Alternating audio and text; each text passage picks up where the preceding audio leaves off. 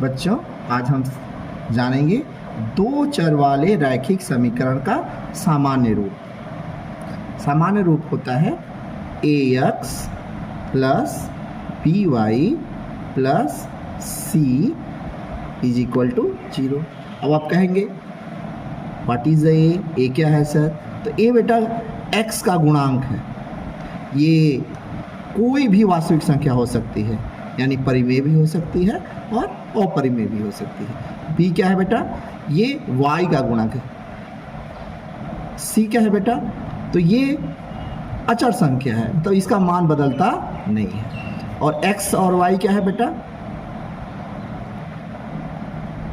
x और y जो है यही चर राशि है, दो चर राशि है, यही दो चर राशि है। अब कोई अगर आपको मान लीजिए समीकरण दिया गया है y माइनस 2 इक्वल टू 0 दिया गया है, इसको दो चर वाले रैखिक समीकरण के रूप में, रैखिक समीकरण के रूप में बदलकर ए बी सी का मान ज्ञात करना है। ए बी सी का मान फाइंड आउट करना है। तो कैसे करेंगे? अब यहां देख रहे हैं हम x है नहीं, इससे इसकी तुलना करते हैं ax plus by plus c से। तो यहाँ x नहीं है, तो अपने आप हम क्या करेंगे कि 0 इंटू एक्स कर देंगे, x का गुणा 0 कर देंगे, 0 में x मल्टीप्लाई हो जाएगा तो 0 हो जाएगा।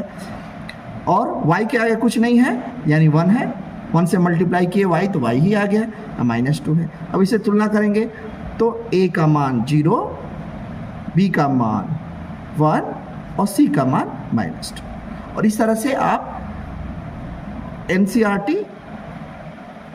क्लास 9 के NCERT का एक्सरसाइज नंबर 4.1 का 2 का 1 से लेके 8 नंबर तक सवाल आप हल कर सकते हैं।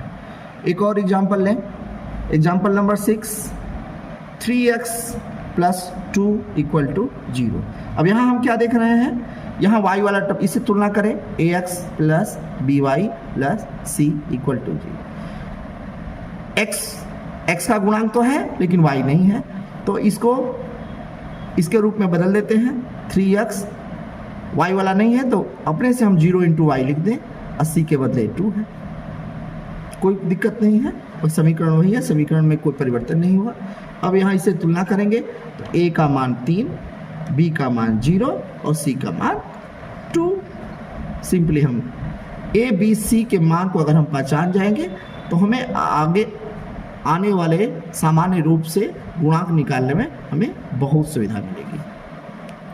Thank you.